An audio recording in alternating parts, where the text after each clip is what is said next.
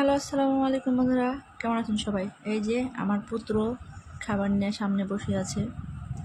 এই তো আমাদের গরম গরম ফুচকা চলে এসেছে। ফুচকার টকের কালারটা দেখেন, মার্ভেলাস। সব কিছুই আলহামদুলিল্লাহ মোটামুটিভাবে করা হয়ে গেছে। এখন আমরা সকলে খাওয়ার প্রস্তুতি নিচ্ছি। বাসায় ফুচকা বানিয়ে খাওয়ার মজাটাই আলাদা। আর সবচেয়ে সুবিধা হচ্ছে ইচ্ছে মতো খাওয়া যায়। আর বাহিরে খাবার খেতে হলে তো মনে করেন ওটা কিনা খাবার, ওটা আপনার হচ্ছে সংখ্যা থাকে 2টা 4টা 5টা 7টা এরকম। আর বাসায় তো আনলিমিটেড, ইচ্ছা মতো খাওয়া যায়।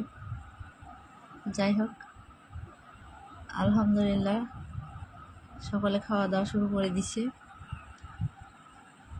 আমি তো অলরেডি মনে করেন যে সাজানো শুরু করছি, একটা বাটিতে তুলে তুলে রাখতেছি আমার জন্যে।